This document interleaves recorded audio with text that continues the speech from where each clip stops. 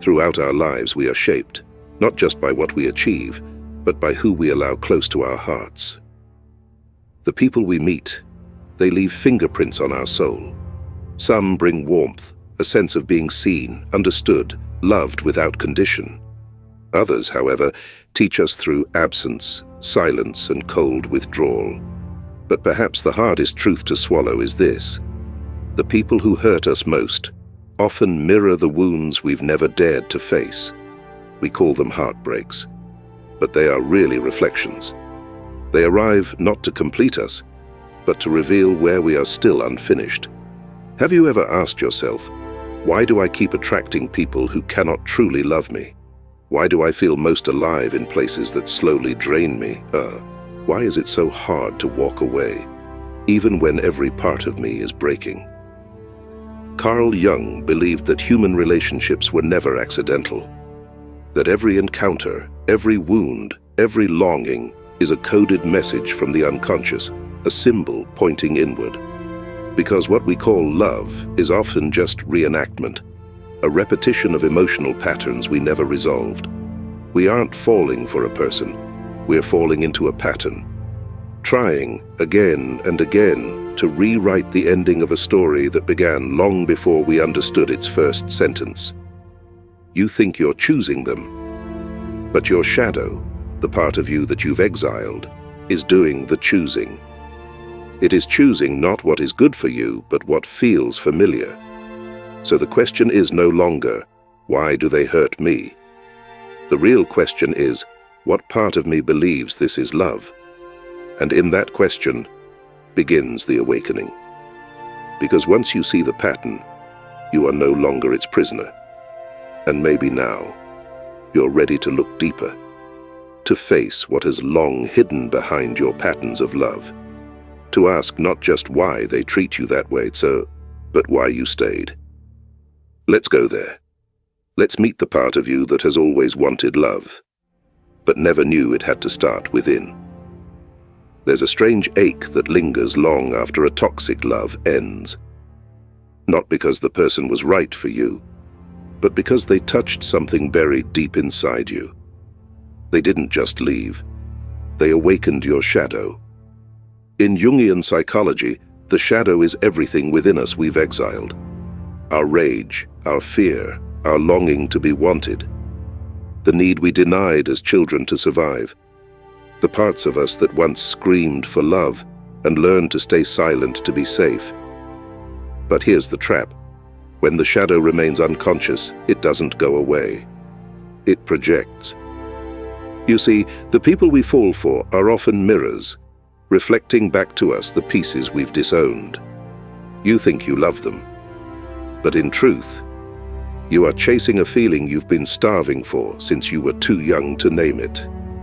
Maybe it's the desire to be chosen, to finally feel like you're enough, to rewrite the story where someone didn't stay. But when we love from the shadow, we don't choose with wisdom. We choose with wounds. And so we are drawn, almost magnetically, to those who trigger the exact emptiness we're trying to escape.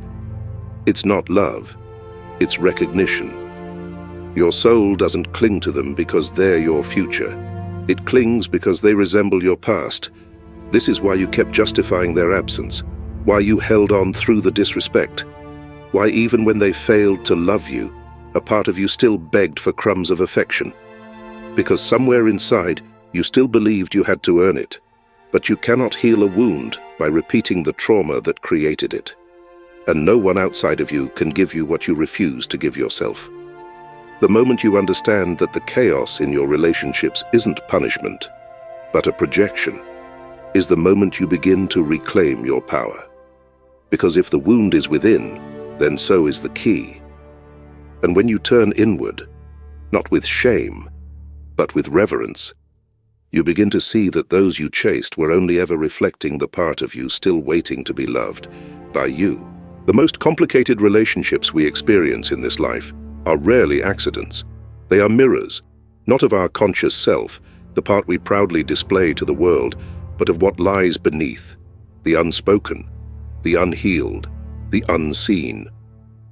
Carl Jung called it the shadow, the hidden side of our psyche that carries everything we've rejected, suppressed, or deemed unworthy to be known. And here is the paradox. The shadow is not evil. It is not something to be feared. It is simply what we have not yet dared to face. But the price of this denial is steep, because what we refuse to confront inwardly, we are doomed to meet outwardly. So, we fall in love, again, with a person who doesn't see us. We chase the unavailable. We suffer through neglect, manipulation, emotional starvation. And deep down, a part of us whispers, "This feels familiar." Because it is. When you carry a belief, no matter how buried, that you are not worthy of love unless you prove yourself, you will unconsciously attract situations that force you to keep proving, endlessly, painfully, and in vain. It is not fate. It is your unconscious, pulling the strings behind the curtain. Jung once wrote, "Until you make the unconscious conscious, it will direct your life, and you will call it fate." So you see, it was never really about them. It was about what they awoke in you, what they mirrored, not who they were. They were the stage upon which your deepest inner conflict played out again and again until the repetition grew too loud to ignore. And then comes the moment, the quiet crisis, the sacred fracture, the still, trembling decision to let go, to stop fighting for someone who cannot meet you, to stop bleeding to keep a bond alive, to stop betraying yourself in the name of love. When you choose to release what no longer serves your evolution, you take back authorship of your life. No more calling it destiny. No more blaming love. No more mistaking emotional starvation for connection. Letting go is not an act of weakness. It is a rebellion against every lie that told you you were only worthy if someone else confirmed it. And in that moment of release, when the hands unclench, when the stories unravel, when the hope for what could have been is laid gently to rest, a profound shift begins. Because now, you are no longer acting out an unconscious script. You are consciously rewriting it. You stop asking, "Why didn't they love me?" and begin asking, "What in me still clung to someone who didn't?" This is the real power of letting go. Not the end of a relationship, but the beginning of remembering yourself. And once you remember, once you reclaim the worth that was never truly gone, you stop chasing love and begin to embody it. You no longer plead to be chosen, you choose yourself. And from that place, everything changes. Not all at once, not without grief, but slowly, steadily. Your life begins to realign with the love that no longer wounds you, but holds you. But if letting go is the way back to wholeness, then why is it so hard to do? Why do we cling, even when the silence is louder than love, even when the distance between two hearts feels infinite? The answer is not love. It is fear. Not fear of losing them, but fear of losing a story we've carried for too long. A story written deep in the unconscious, where love is something to be earned, not received. This is the hidden belief so many of us carry. If I fight hard enough, suffer long enough, prove myself in all the right ways, then finally someone will choose me. And so we stay. We justify. We bend. We silence ourselves just to keep the peace. We call it devotion, but it is not love. It is survival.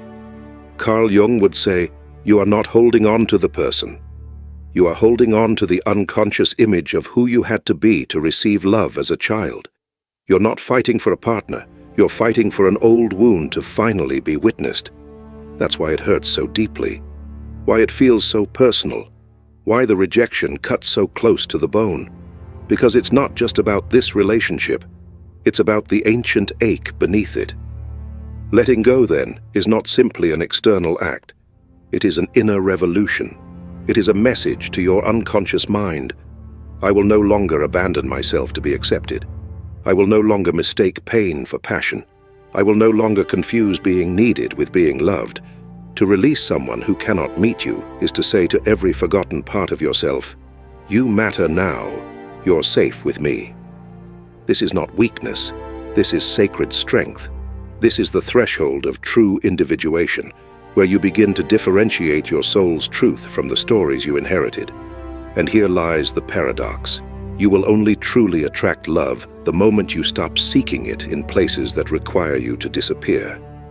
Because when you stop clinging, when you finally loosen your grip on what was never yours to carry, you create space. And in that space, your energy shifts, your self-perception realigns, and the world begins to reflect a new truth back to you, one rooted in worth, not wound. It won't happen instantly. You may tremble, you may grieve, you may be tempted to reach back for the familiar ache. But this time you'll remember. You'll remember that letting go isn't rejection, it's redirection.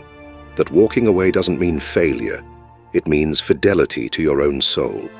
Because you've been chosen by yourself. And from here, a different kind of relationship becomes possible. One not born of need, but of resonance. And then, something begins to shift. Not outside you, not at first, but deep within. It starts in the silence. In that moment when you stop begging to be seen, and instead, you begin to see yourself. The ache fades, not because someone came to heal it, but because you stopped handing it to those who never could. You call your energy back. The life force you poured into proving your worth returns. You feel it in your body, in the space behind your ribs. A quiet certainty begins to bloom, not loud, not boastful, but steady, sovereign. Carl Jung called this the turning point of individuation. When the self, the truest part of you, emerges from behind the mask, not to please, not to perform, but to simply be. And with this return comes clarity. You begin to see who you are without the distortion of needing to be loved. You no longer chase affection like a thirsty soul in a desert. You become the well, and when you become the source, you stop seeking from lack. You no longer beg for breadcrumbs because you are no longer starving. This is not arrogance, this is wholeness. You're not closing your heart, you're opening it in the right direction, toward yourself first. And in doing so, you send out a new signal, not please pick me, but I have already chosen myself. And this changes everything. The people who once drained you begin to fade, not because you pushed them away, but because your frequency has shifted. Their grip no longer works on the version of you that no longer needs to be rescued. You no longer attract those who feed on your emptiness, because there is no emptiness left. Now the connections that arise do so from resonance, not trauma. From freedom, not fear. From truth, not role play. And perhaps most unexpectedly, solitude stops feeling like a punishment. It becomes peace. You realize, maybe for the first time, that being alone is not the same as being lonely. That you would rather sit with your own truth than lie next to someone who cannot meet you there. This is the quiet power of choosing yourself. It's not dramatic, it's not loud, it doesn't need to be. Because you no longer live from urgency. You live from presence. You are no longer waiting for someone to complete you. You are discovering you were never incomplete. And from that place, love, true love, begins to find you. Not the kind that demands your sacrifice, not the kind that feeds on your self-doubt, but the kind that sees you, because you finally see yourself. When you finally choose yourself, not from anger, but from wholeness, something invisible begins to realign. It's subtle at first, almost like a shift in air pressure. You can't quite name it, but you feel it. You look around, and somehow the wrong people no longer hold the same power. Their words don't sting the same. Their absence doesn't echo. And the things that used to break you now pass through you like smoke. Carl Jung called this synchronicity, a mysterious force that begins to guide life the moment you align with your inner truth. You no longer need to chase, manipulate, or strive. Life meets you halfway, because now your energy tells a different story. Not, I am broken, please fix me, but I am whole, and I am ready. And then, the unexpected happens. You meet someone new, not necessarily romantically, but soulfully. A person whose presence feels like a deep breath. Someone who doesn't require you to shrink, to explain, or to audition for love. Someone who meets you where you are, because you have finally arrived. It could be a mentor, a friend, a lover, or even a moment, a book, a message, a chance encounter that arrives exactly when you need it. Not a coincidence, not an accident, but synchronicity in motion, because you changed your frequency, and life responded. You begin to notice small miracles, doors opening where once there were only walls. A new job offer, a creative idea, an opportunity that aligns perfectly with your passion. These are not rewards for being good. They are natural consequences of being real. When your energy shifts from grasping to receiving, from hiding to expressing, from needing to deserving, everything changes. Jung believed that the unconscious communicates through symbols, patterns, and timing. And when you live in alignment, your life becomes a dialogue with the universe, not a battle. You stop praying for someone to save you. You start walking toward what already belongs to you. The loneliness that once haunted you becomes sacred solitude. The heartbreak becomes wisdom. The silence becomes music. Because now you can finally hear what your soul has been trying to say all along. Synchronicity is not luck. It is not magic. It is alignment made visible. It is life saying, yes, this is the path, keep going. And you realize, what you thought you lost was never yours. What stayed was meant to stay. What left was making room for something greater. You stop clinging, you start flowing.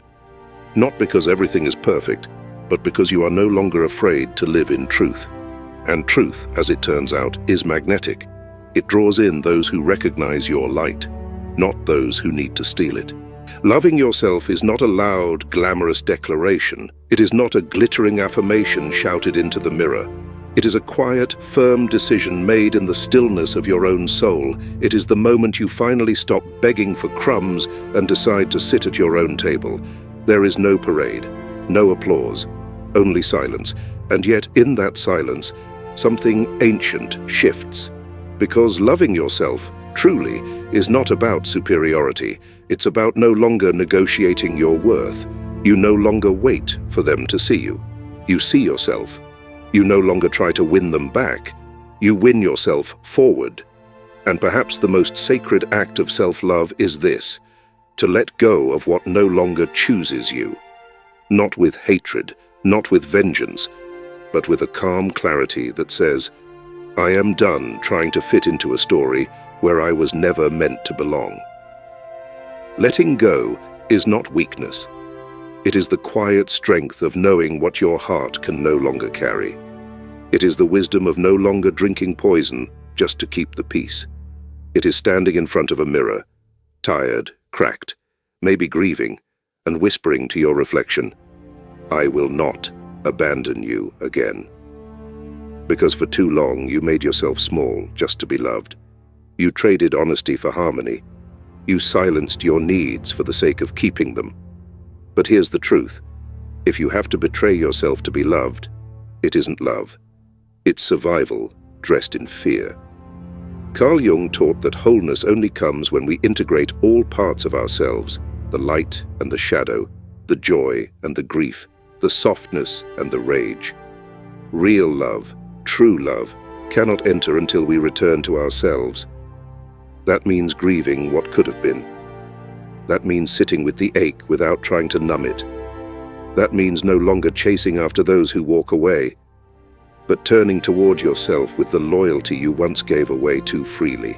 Because when you love yourself enough, you don't chase, you don't force, you don't convince, you don't settle. You attract by being. You become so rooted in your own worth that anything that disturbs your peace becomes unrecognizable. You speak less, but your boundaries speak louder. You give less, but your presence holds more. You stop asking, why didn't they stay?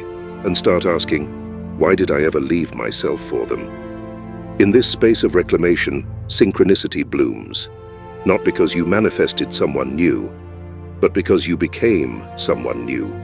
And the right people, the aligned people, will not require your pain as a down payment for love.